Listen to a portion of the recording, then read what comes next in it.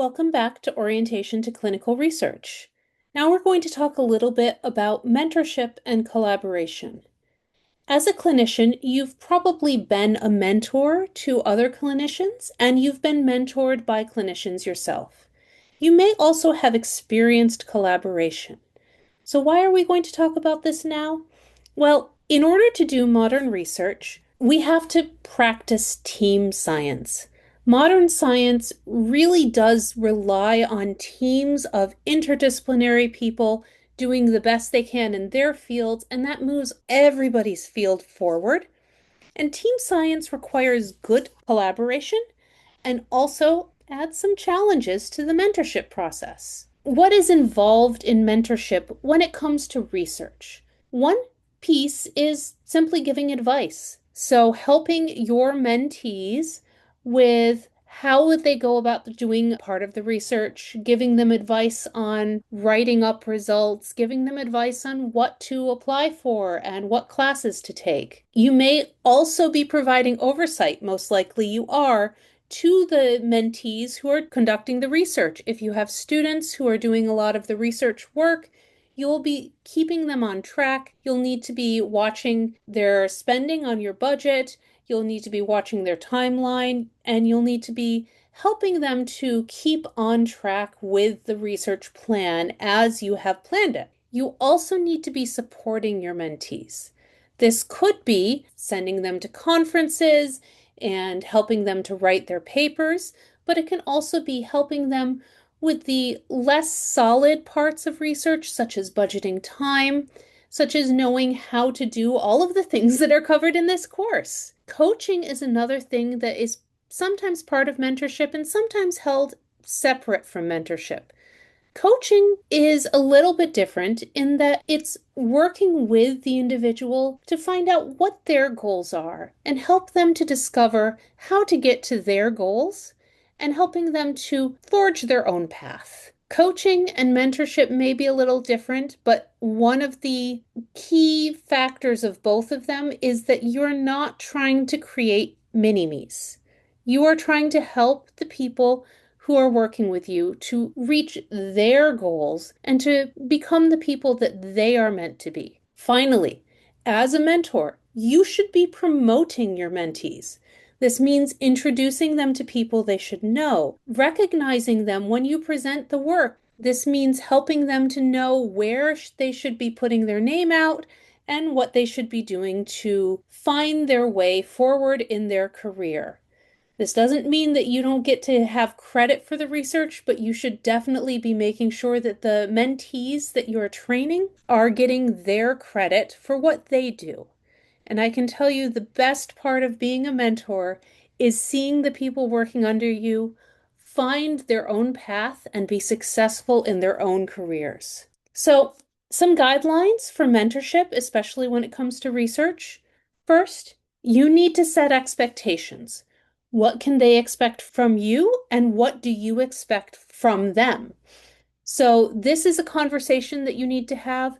I personally have a lab expectations document that they and I sign when they join my lab that says what is expected of a student in my lab and what they can expect from me. So this could be things like, I expect you to come to meetings on time. I expect you to dress professionally. I expect you to make deadlines. And they can expect you to provide feedback. They can expect you to respond to communications. Make sure that the expectations are reasonable and that they know sometimes when I'm on clinics, I may be slower to respond to research requests, so you'll have to be on your own for a little bit longer. This is especially important for clinical researchers because we know that your time is really valuable and often taken up by your clinical duties. Second, you need to show respect. Show respect for the fact that they are individuals on their own. Again, you're not creating mini-me's. You need to respect their culture, their religion. You need to respect that they may have different ideas of what professionalism is or what language is appropriate. That doesn't mean you have to accept. You can gently guide people who you think are maybe not meeting expectations to something that's a little bit more in line with what's expected of them in the field. But you also need to respect that they are people coming from their own situation and they may have different understandings of the world. You should also respect their need for family time and for health, physical and mental. So, vacations, doctor's appointments, and time to visit family are very important, and we should respect that in our mentees. Third, you need to listen. Listen to what they tell you. A lab in which the PI and the students talk and listen to each other is less likely to have ethical violations, is less likely to have serious complications with the research because you hear about problems before they become big, because you are trusted and they know that you will listen without judgment and that you will not yell or scream or be upset. Fourth, be reasonable. Set reasonable expectations. A 60-hour work week is not reasonable. Not for long term. It can happen sometimes, but we don't want long term, huge workloads that a student can't possibly follow. So set reasonable expectations for timelines, for workloads, and for schedules. And then last, provide the students with what they need. Provide your mentees with support as far as resources, as far as introductions to people, as far as access to what they need to do the research and also to develop as individuals. Some aspects of mentorship that you should discuss in that setting expectations meeting. First, are you going to be a formal or an informal mentor? Sometimes, as a clinician, you may be a formal mentor for a student's master's or PhD project, but sometimes you may be an informal mentor for a student who's working in another lab. So you should know when a student approaches you about mentorship. Are they looking for a PhD advisor? Are they looking for a committee member? Or are they just looking for somebody to help them on a particular project and not necessarily have a formal role in their training? Second, you should discuss duration. How long is this project going to go on? Is this for the length of a PhD? Is it just a month as they finish up a project and they want your feedback? Know what sort of duration they expect. Also, how frequently should you meet? This is going to vary depending on what sort of mentorship situation it is, what your schedule is, and what their schedule is. I have mentees who are more informal, who I meet when they need guidance on a particular project. All of my formal mentees meet with me once a week. So meeting frequency can vary quite a bit.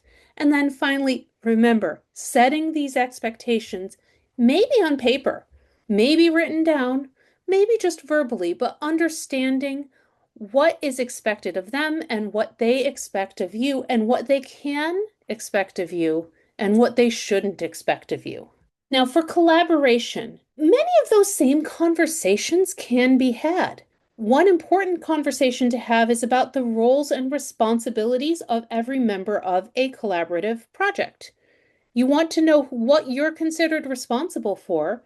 Who is going to be in charge? Who is going to care for the paperwork? Who is going to be taking care of working with the participants? Who is going to oversee the students on the project? Make sure that that is laid out for all the members of the collaborative group and that it is very clear and transparent. You also need to set out clear, transparent resource sharing. Who is providing what resources? In the budget, if you have a budget from a grant that you've gotten together, who is getting what money to do what parts of the research? Who is providing samples? Who is providing the analytics? Who is going to manage the data?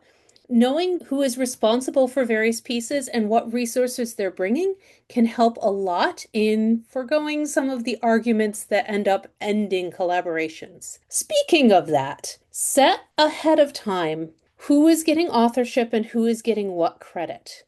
It's important to have these conversations early. Authorship disagreements can really waylay a lot of really good research because people feel like they're not being respected because they're not getting the authorship position that they thought they were. This may require a white paper or an agreement of some sort where you say who is going to take what credit and who is going to get what authorship position on which papers.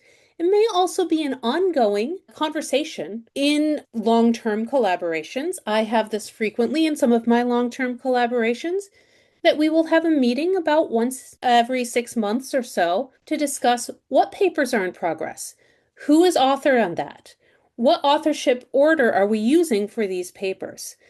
This is very helpful just to keep straight of who is working on what and who is taking what responsibility. You need to also have a conversation about communication. Again, I know as clinicians, when you're on clinics, it's really busy and it's very hard to maintain the level of email communication speed that somebody like me, who is mostly a researcher, can live with. So reasonable expectations for communication and also how you prefer to communicate. I have collaborators who I always communicate with via email, others who prefer Slack, others who prefer text message. If you need to reach them, you need to text them because they will not see your email. So setting that understanding and that expectation early so that communication problems don't become an issue. And also, I recommend in collaborations regular communication. If you stop communicating, disagreements and misunderstandings can grow. And finally, you may need to set formal agreements. Sometimes material transfer agreements or data use agreements when it is proprietary or secure data or material that you'll be sharing. You need to come to an agreement on those. You may need a signed agreement. And sometimes, if it's a new collaboration and you're just getting going, it can be helpful to write out, like I said, a white paper or some sort of formal agreement where you lay out the roles and responsibilities and who gets authorship and who is doing what and what resources are being provided, just to back you up so that you can go into that collaboration knowing that everybody is on the same page. That isn't always needed, and for a less formal collaboration, maybe you can get away with just having a conversation, but the conversation should be had. I highly recommend participating in collaborative research and mentoring others in their research. It's a lot of work. It's not as easy as you might think, but it is very much worth it. So go ahead, build those collaborations, take on mentees, just have the conversation ahead of time. See you in the next video.